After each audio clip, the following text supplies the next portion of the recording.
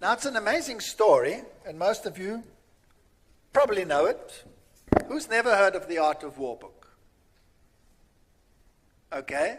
How many of you know exactly what's in it because you've all read it? One or two. All right, so I better summarize it for you.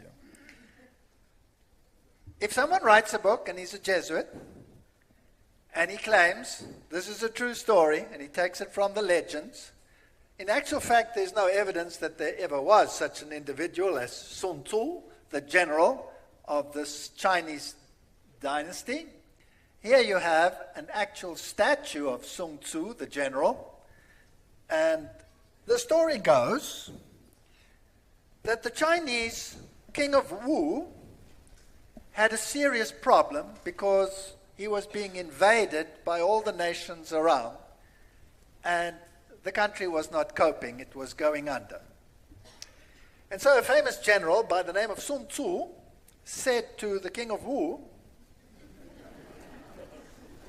if you had me as your general, I would get your army in such a ship-shaped state that you would defeat any other enemy that ever existed.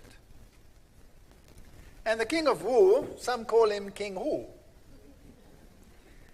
said, that's impossible. My country is ragtag. It's chaotic. You'll never be able to do this. And the general calmly said to him, yes, I can. And so he said to him, all right, I make a deal with you. If you can take my concubine wives, and he had probably about 140 of them, and change them into an organized army within one day, then you will be my general. So Sun Tzu said to the king of Wu, who some call Hu, I will do it on one condition, and that is that I have absolute authority. So the king thought about it. He was in serious trouble. His nation was going down, and he said, okay, you have absolute authority. So he got the concubines together, and they were all giggling and laughing. This was going to be fun. And Sun Tzu said to them, right, you will now line up in two camps. One this side, half of you this side, half of that side, and the two favorite concubines or wives of the king will be your leaders. So you will face them, and they will give you orders that come from me. And then you will do exactly what is being told. Except I won't speak to you directly. I'll use a drum. Now you all stand in a perfect line, and I'm going to explain it to you. When the drum beats once, you all smartly, in unison, turn to the right. If the drum beats twice, or something like that, then you will all smartly turn to the left. If the drum beats 3 times, you'll turn right round facing the other side. Stone-faced, nobody moves. That's military drill. That's how it will work. They thought it was very hilarious. All started giggling. And he says, right, let's start. And he beat the drum once. Boom. And they turned any which way. And he said, let's try that again. And he beat the drum twice, and it was total chaos. He said to them, ladies, I want you to pay careful attention. Perhaps you misunderstood me. I'll explain it one more time. And he carefully explained the drum beats to them. Do you all understand? Yes, they said, we all understand. Mirthy, mirthy, giggle, giggle. And he said, let's try that again. So he beat the drum once. And they turned any which way. And he did it another time and another time. And he explained it to them over and over and over, never losing his cool. And eventually he said, is there anybody here who does not understand the order? And they all agreed they understood. He said, fine. Then what we have is insubordination. That's high treason against the commanding officer of this unit. And the penalty for that is death. So the two leading ladies, the king's best concubines, his favorite wives, come here, you're going to be executed. So they ran to the king and they said, this guy's gone insane, he's going to execute your favorite wives. So the king sent a message and says, stop, stop, stop, you're not allowed to execute my favorite wives. And he calmly said, I have absolute authority. And he took his sword and he chopped off their two heads. And then he said, fine, out of this group you come to the front and stand here. And out of that group you come to the front and stand here. You're taking their place. Now, let me explain it to you. If the drum beats once, you turn to the right.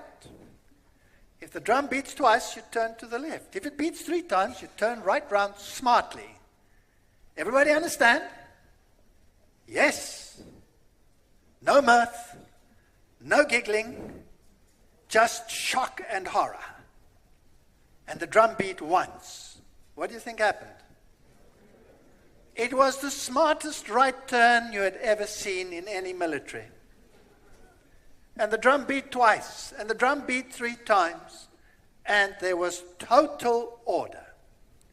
But the king was so devastated that he banned Sun Tzu. And then his kingdom started crumbling, and more chunks out of the kingdom disappeared. Until the king in desperation said to Sun Tzu, all right, I capitulate. You can be the general of my forces. Same conditions? Yes. So, that's what they did.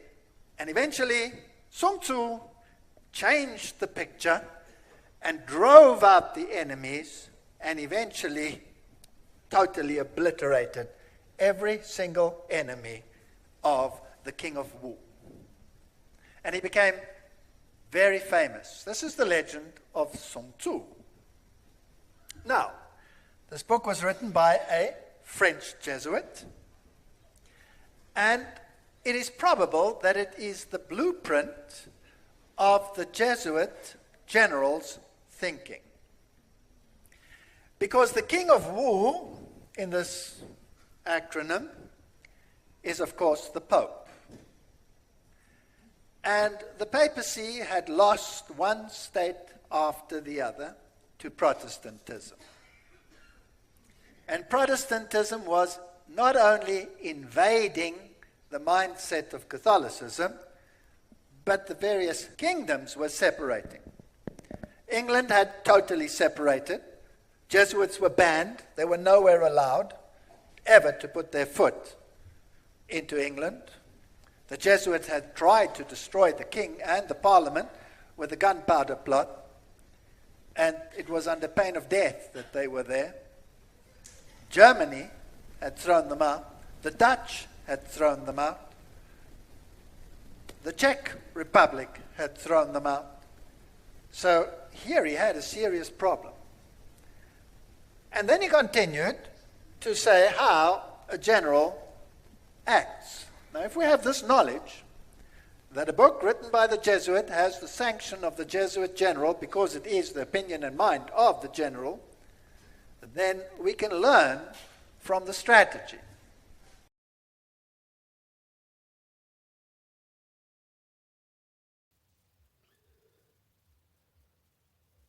So some of these bases are in Germany, Japan, Diego Garcia, from which the natives of Diego Garcia were removed from.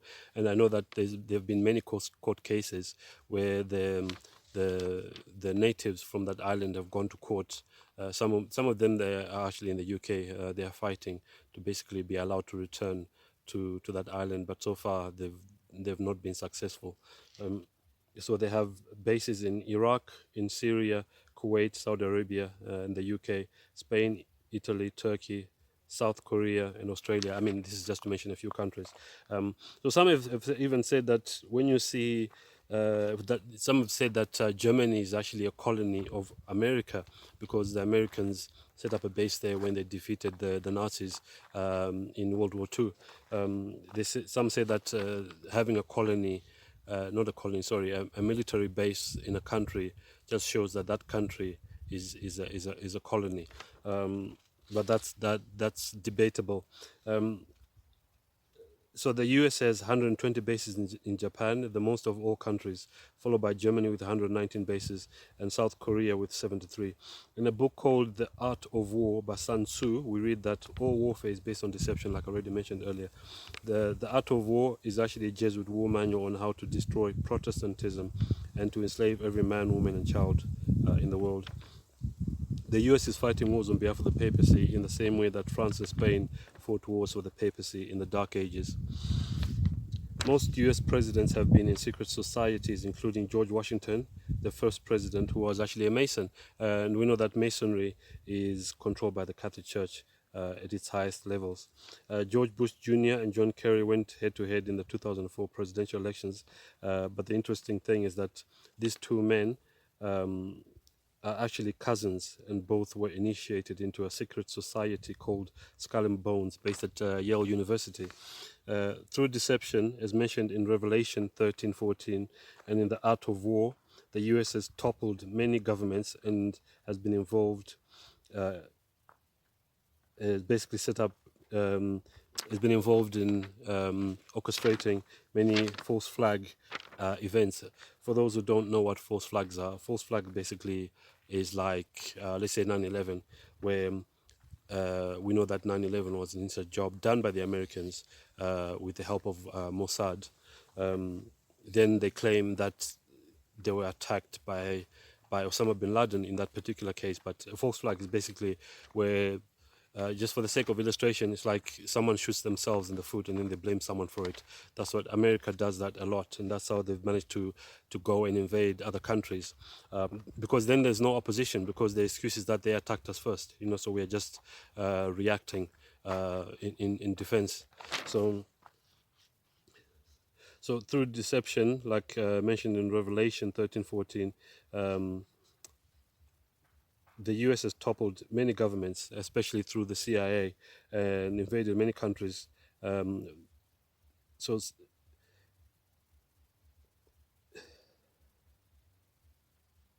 these false flags have enabled the US to wage war in Afghanistan, Iraq, Libya, Syria, Somalia, Lebanon, Sudan, and finally, we know that Iraq is the last country that's going to be attacked by the US. But that's also going to be based on a lie.